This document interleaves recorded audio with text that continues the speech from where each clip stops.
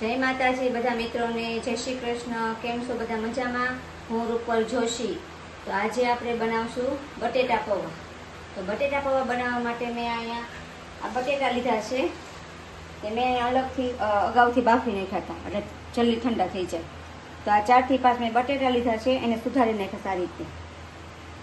અને આદુ અને મરચાં, મેં 2 મરચાં અને થોડુંક આદુ એને આપણે મિક્સરમાં પીસી નાખ્યું છે। થોડાક લીલા ધાણા જોશે, થોડાક સિંગદાણા અને લીંબુ ને વઘાર માટે લીમડો અને રેગ્યુલર મસાલા આપણે જોશે, રાઈ, જીરું, હળદર અને મીઠું જોશે સ્વાદ પ્રમાણે અને સેજ ખાંડ જોશે થોડીક અને પૌવા।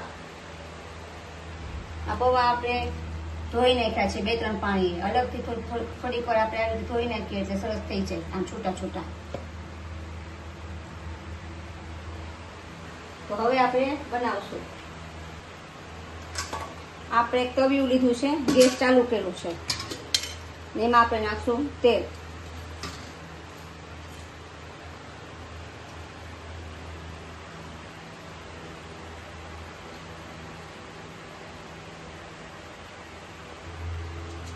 તેલ આપણું ગરમ થઈ ગયું છે, એમાં રાઈ નાખશું,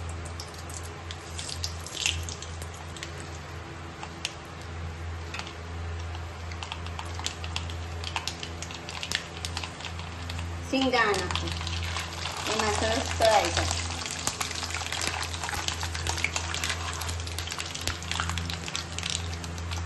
આદુ મરચાં,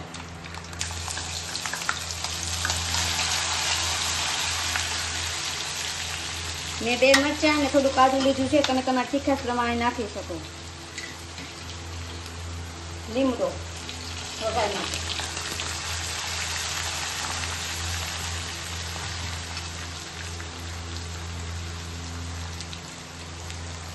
હિંગ,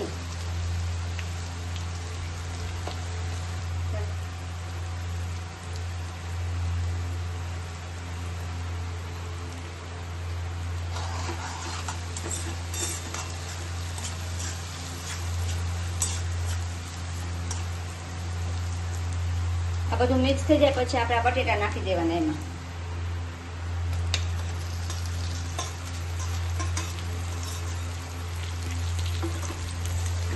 મિક્સ કરી નાખવાના બટેટાની અંદર।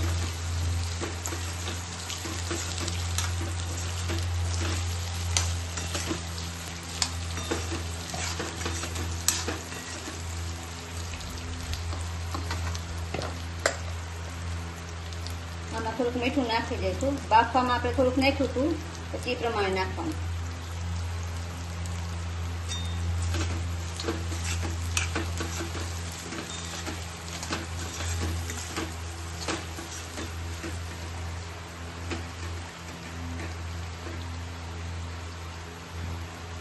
થોડાક લીલા ધાણા નાખી દઈશું આમાં।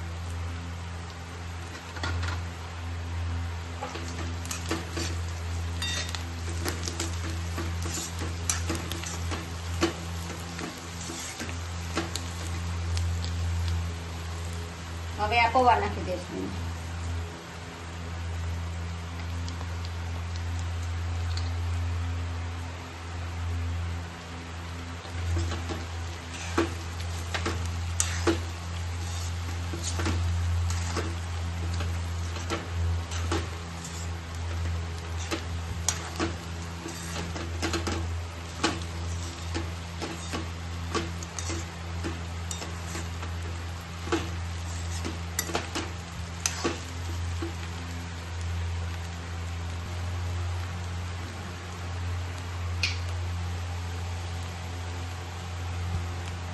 હવે થોડુંક આપણે આમાં લીંબુ નીચોવશું।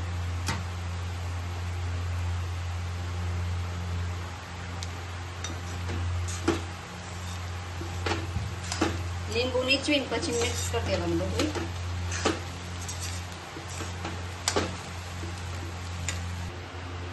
તો તૈયાર છે આપણા બટેટા પૌવા।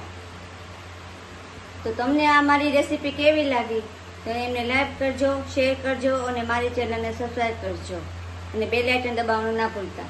તો બધા મિત્રોને જય શ્રી કૃષ્ણ, જય માતાજી।